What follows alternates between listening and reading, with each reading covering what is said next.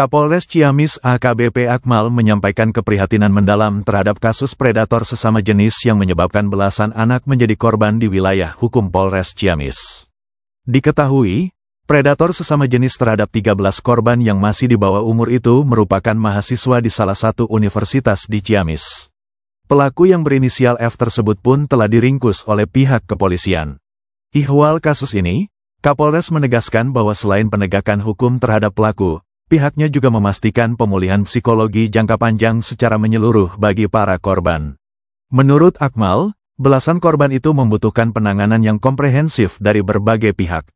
Ia juga mengatakan, apabila korban tidak mendapat pemulihan secara optimal, maka mereka berisiko mengalami trauma berkepanjangan, bahkan berpotensi menjadi pelaku di masa mendatang. Oleh karena itu, peran aktif masyarakat sangat dibutuhkan dalam mengungkap kasus-kasus serupa. Akmal menyebut pihaknya sangat terbuka menerima laporan masyarakat. Jika ada dugaan pelanggaran terhadap perlindungan anak dan perempuan, maka diharapkan untuk segera melapor kepada pihaknya, mengingat ini menyangkut harkat dan martabat korban. Akmal mengungkap, kasus ini pertama kali terungkap setelah adanya laporan dari orang tua salah satu korban.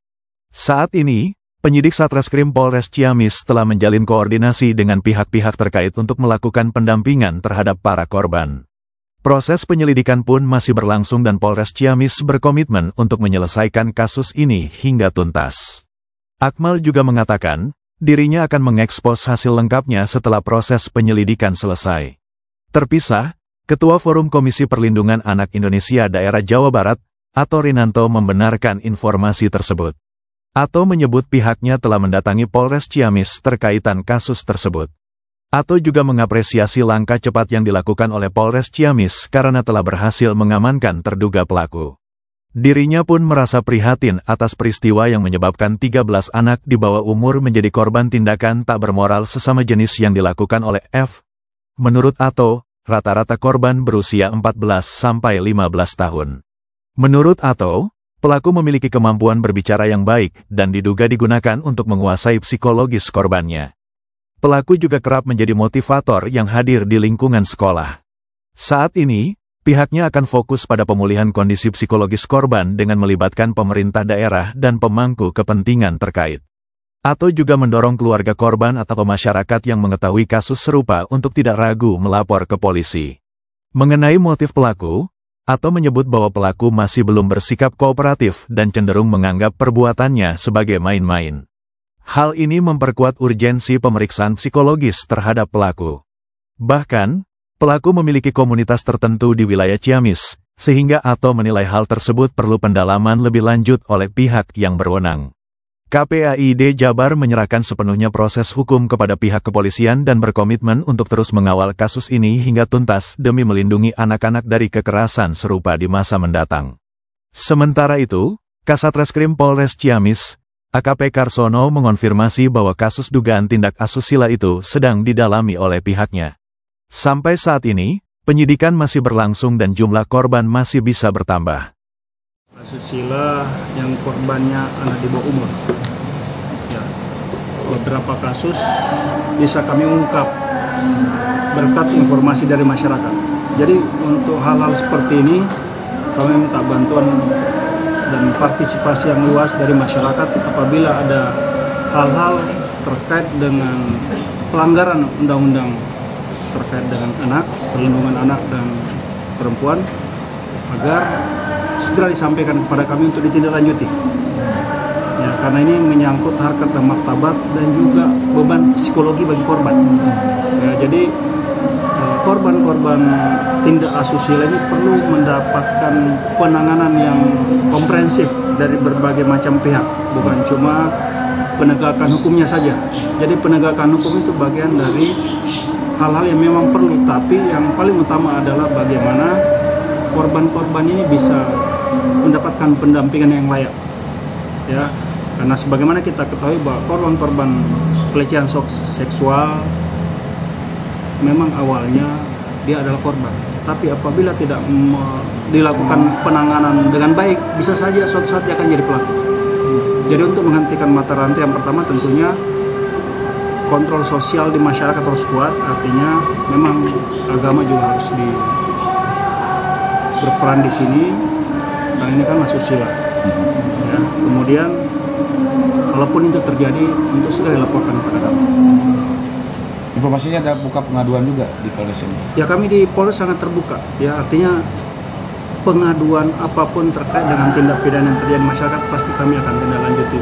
Apalagi ini juga terkait dengan pelecehan seksual dan korbannya anak di bawah umur, tentunya kami akan sangat concern di sana. Untuk korban sendiri, apakah didampingi? Korban tentunya didampingi, Pak Kasat Reskrim sudah koordinasi dengan pihak-pihak terkait untuk segera melakukan pendampingan pada korban. Karena ini yang memang menjadi beban utama adalah para korban itu sendiri.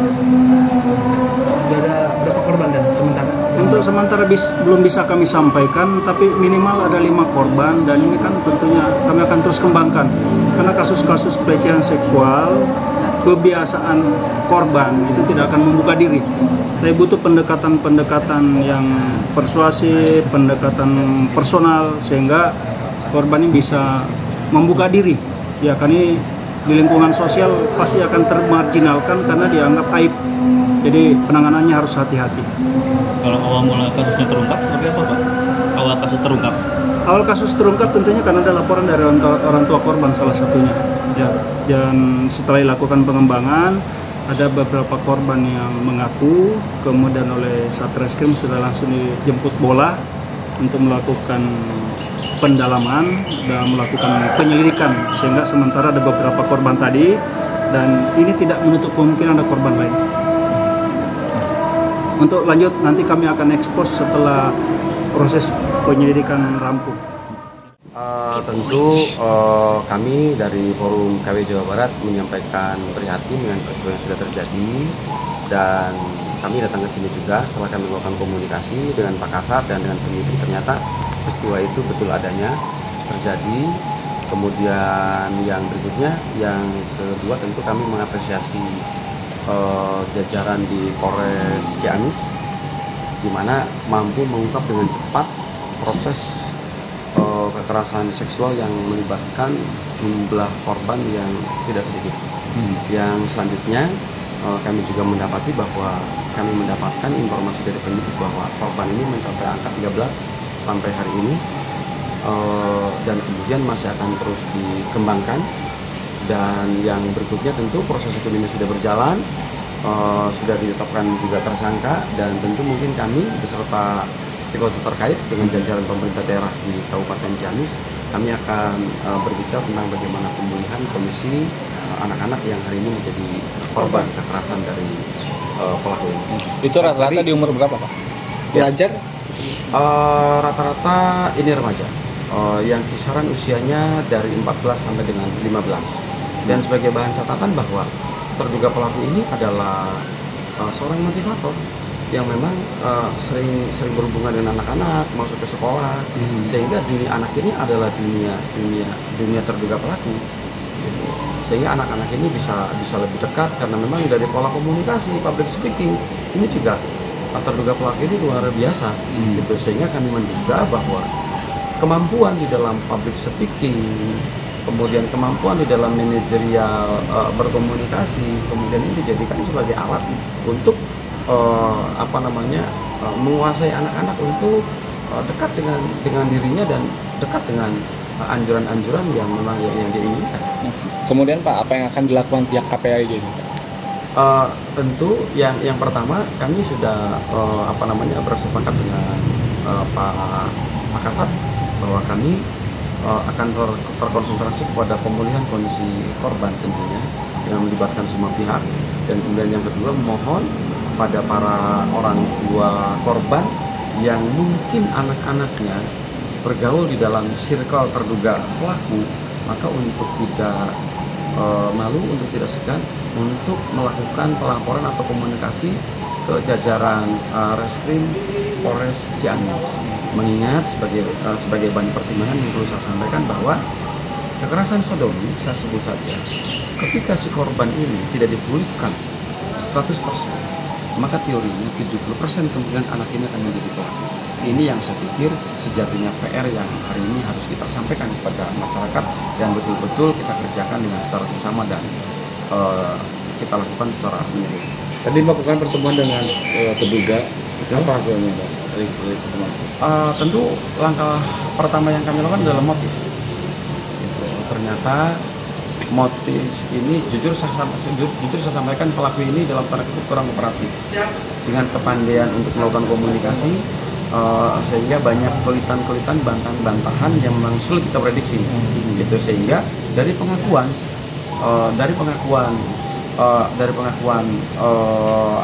pelaku bahwa motif itu hanya main-main saja, iseng-iseng saja, walaupun fakta penyidikan berbeda.